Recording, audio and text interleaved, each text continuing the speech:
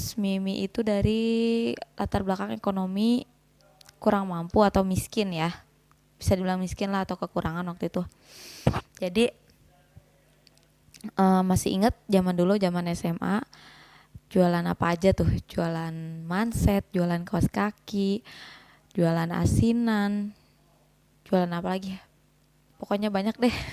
Sampai lupa, nggak tahu jualan pulsa pernah atau enggak, lupa deh pokoknya. Pokoknya banyak yang dijual. Halo, hai, balik lagi di kanal YouTube Faradila Musli. Oke Mimis, kali ini Mimi mau cerita tentang pengalaman Mimi yang dari kampung miskin tapi bisa kuliah di Jakarta. Nah, oke, Mimi tuh mau cerita kalau Mimi tuh dari daerah ya, bukan dari Jakarta meskipun sekarang tinggal di Jakarta. Jadi Mimi itu dulu besarnya, masa kecilnya di Cibadak, Kabupaten Sukabumi ya, bukan kota. Jadi ya untuk akses pendidikan, informasi mungkin gak sebanyak teman-teman yang tinggal di kota, apalagi di ibu kota ya. Terus Mimi itu dari latar belakang ekonomi kurang mampu atau miskin ya, bisa dibilang miskin lah atau kekurangan waktu itu. Jadi masih inget zaman dulu, zaman SMA, jualan apa aja tuh, jualan manset, jualan kaos kaki, jualan asinan, jualan apa lagi ya, pokoknya banyak deh. Sampai lupa, nggak tahu jualan pulsa pernah atau enggak, lupa deh pokoknya. Pokoknya banyak yang dijual. Catering tuh bukan catering gede gimana, jadi mamahnya Mimi itu yang masak, jadi Mimis yang nawarin ke teman-teman Mimi. Ingat banget zaman dulu tuh kalau udah apa namanya, zaman-zaman Ramadan, setiap kelas ada buka bersama, pasti Mimi itu nekat masuk ke kelas-kelas buat nawarin paket buka puasa yang komplit gitu, yang komplit tapi murah. Itu yang masakin mamahnya Mimi ya, jadi ibunya Mimi gitu. Ya bisa dibilang miskin dan kekurangan deh waktu itu ya, kekurangan banget. Jadi buat, jangankan buat les kayak temen-temen les di lembaga-lembaga gitu kan, jangankan untuk les, untuk sekolah aja hari-hari untuk tugas, misalnya pengen jajan yang ini atau yang itu, Mimi harus berusaha sendiri lah, cari tambahan sendiri, nggak pengen ngerepotin orang tua karena tahulah beban orang tua waktu itu. Jadi ibunya Mimi kebetulan lagi sakit kista, waktu itu mesti operasi. Terus adiknya Mimi masuk SMA dan Miminya mau lulus SMA. Waktu itu sempat mikir ya udah deh kalau nggak bisa kuliah gitu kan, waktu itu cuma pengen kuliah dan kalau bisa yang gratis gitu. Kalau nggak bisa kuliah ya udah Mimi mau kerja aja gitu yang bantu orang tua. Tapi waktu itu ayahnya Mimi itu nggak mengizinkan lah, nggak serek, pokoknya harus kuliah. Jadi kenapa waktu itu ayah sampai ngoyo Mimi harus kuliah, karena dengar salah satu omongan ya dari kenalan lah, dari kerabat, waktu itu bilang emang si Dila mau dikuliahin gitu, emang mampu, intinya kayak gitulah.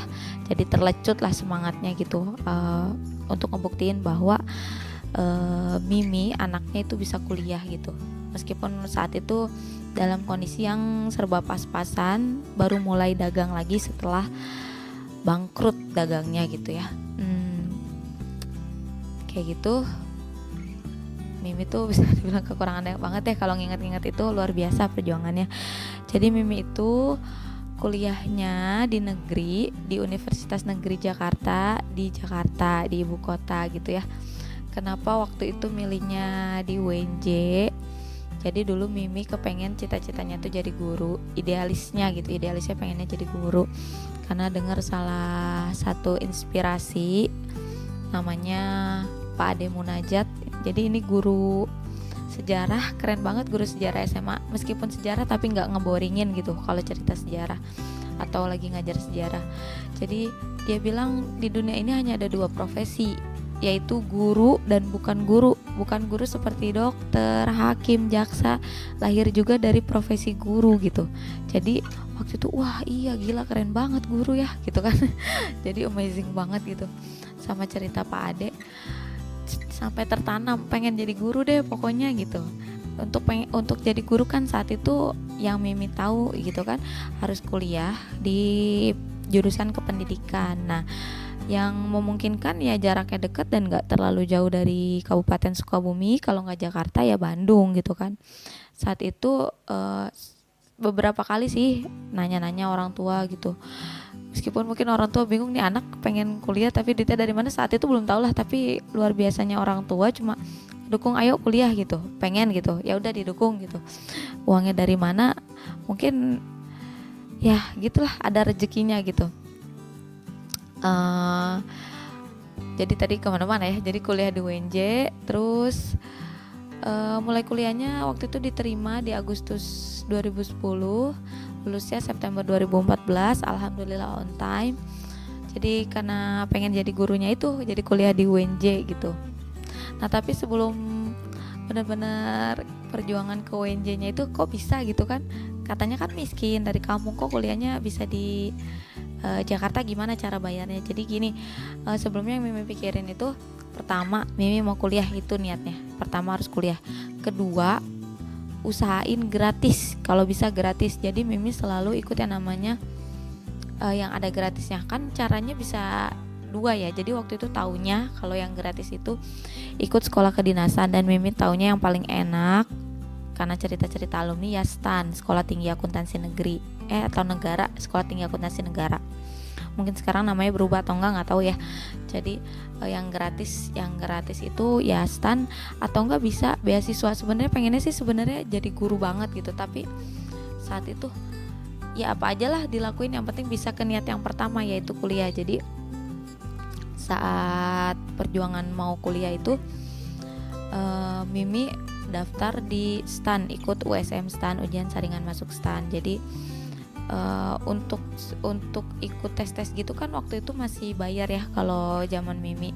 Jadi kalau teman-teman Mimi yang lain mungkin yang uangnya lumayan berada terus berlebih, kalau ada formulir PMDK zaman itu masuk perguruan tinggi negeri tanpa tes, namanya PMDK ya, penelusuran minat dan kemampuan kali ya. Jadi PMDK gitu, lolos perguruan tinggi negeri tanpa tes, ada formulirnya, beli kan. Kalau beli itu kan pakai uang ya, pakai dana. Jadi Mimi enggak. Jadi Mimi ingat banget cuma satu yang Mimi beli formulirnya, yaitu UNJ. Saking pengennya jadi guru, pengen masuk kuliah ke UNJ gitu, karena didukungnya lebih ke Jakarta daripada ke Bandung, lebih dekat gitu. Ya udah UNJ ngotot banget gitu. Beli waktu itu 150.000 kayaknya formulirnya, tapi nggak lolos PMDK-nya gitu kan.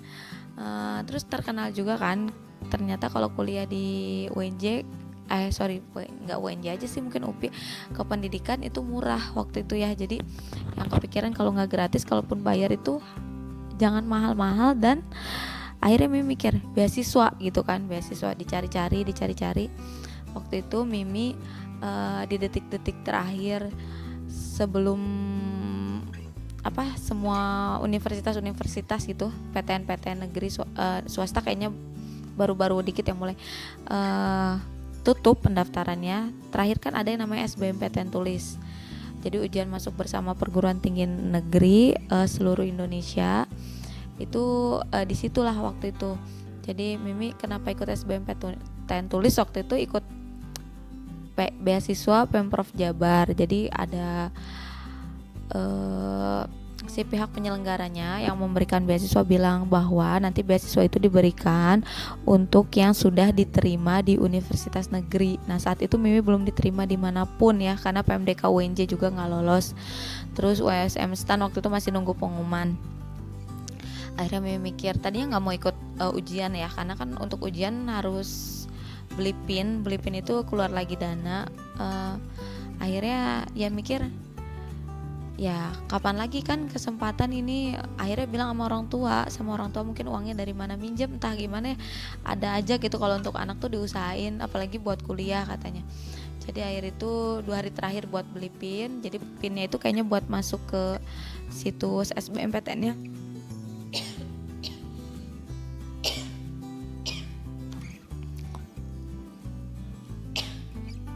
Maaf ya, jadi pokoknya Mimi lupa deh teknisnya waktu itu kayak gimana. Cuma yang jelas Mimi beli pin, akhirnya daftar karena udah ikut seleksi tes beasiswanya. Jadi kalau misalnya nanti lolos seleksi beasiswanya tapi nggak diterima di perguruan tinggi negeri kan sayang ya. Akhirnya Mimi mutusin buat ikut SBMPTN tulis di dua pilihan waktu itu, di Universitas Negeri Jakarta. Itu Mimi pengen banget di UNJ waktu itu karena lebih dekat dari Sukabumi, sama di UPI. Kayak gitulah. Nah, dan ternyata deng pas pengumuman USM STAN Mimi nggak lolos ya kan, karena STAN itu luar biasa kan pelamarnya, terus yang diterimanya cuma berapa gitu, dia terus ada beberapa tahapnya lah. Mimi nggak lolos untuk STAN, terus yang di SBMPTN tulisnya justru keterima gitu. Nah, muncul pertanyaan kan, ini gimana nih, uang kuliahnya mahal nggak gitu. Sempat mikir kayak gitu, kalau nggak ada uang nggak usah deh gitu ke orang tua ya. Tapi alhamdulillahnya banget ya, itu mungkin tahun terakhir sebelum ke UKT kayaknya, UKT. Jadi tahun depannya tuh udah mulai UKT, uang kuliah tunggal ya. Itu yang rada mahal. 2 tahun berikutnya gitu. Jadi di tahun Mimi tuh masih awal masuk itu 2.880.000. Saat itu mungkin jumlah itu besar banget buat Mimi waktu itu ya, yang pas-pasan ekonominya. Tapi Mimi nggak tahu orang tua Mimi, terutama ayah waktu itu dapat uang dari mana. Bisa aja mungkin dari minjem, dari modal yang pas-pasan buat jualan, terus diambil dulu buat Mimi bayar kuliah gitu kan. Tapi ada buat Mimi waktu itu. Dan alhamdulillahnya biaya masuknya tuh untuk sekarang gitu, kayaknya kuliah segitu tuh kok mimpi banget gitu. Soalnya kan ternyata Mimi akhir-akhir ini banyak sharing sama murid-murid yang udah pada lulus.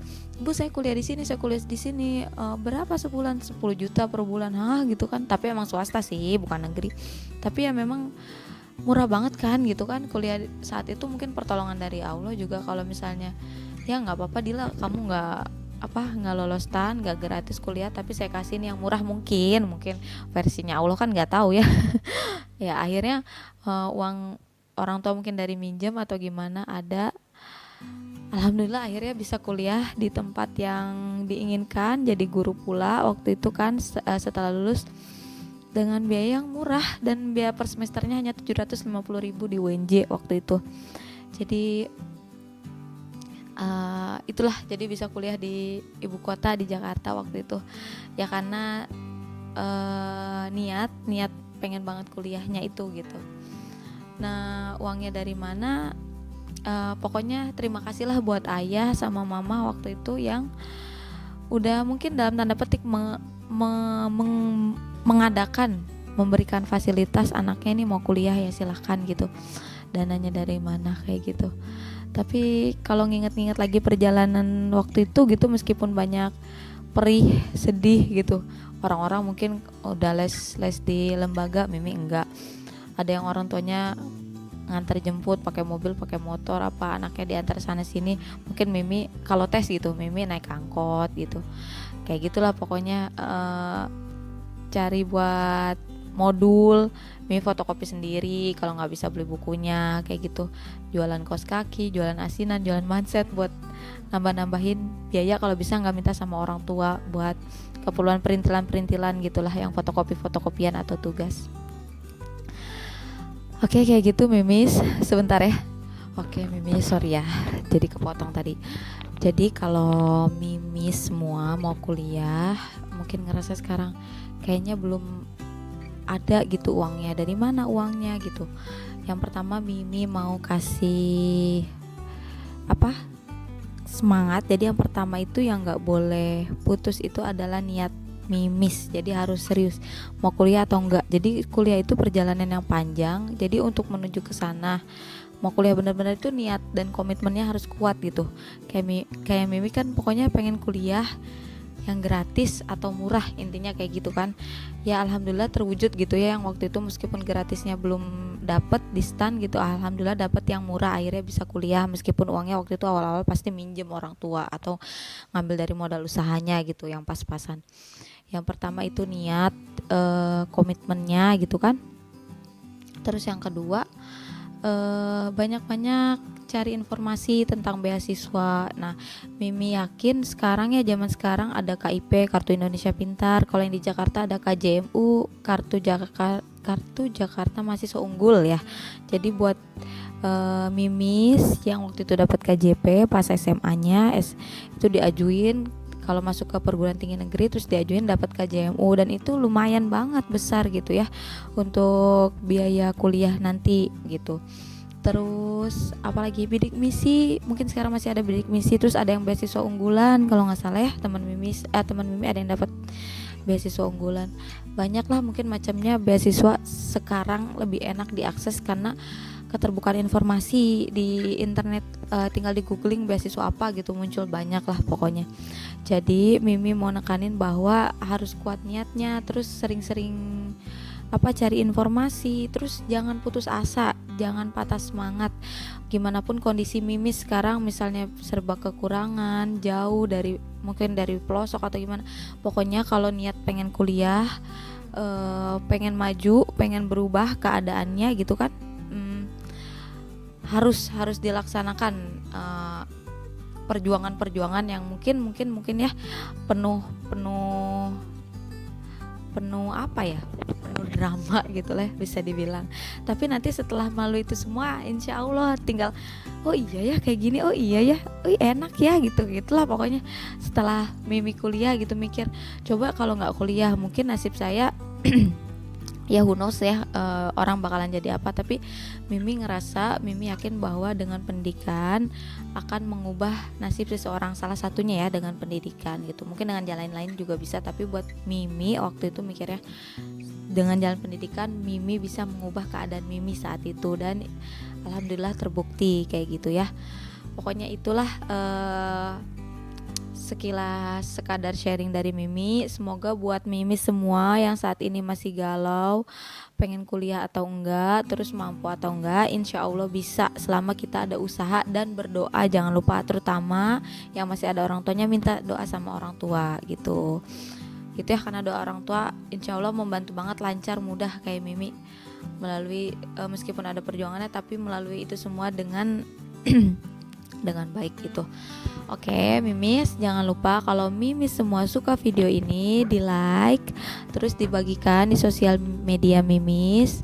Jangan lupa subscribe, bagi yang belum subscribe dibunyikan tanda loncengnya biar gak ketinggalan video-video menarik lainnya dari Mimi. Oke, sampai ketemu di video selanjutnya.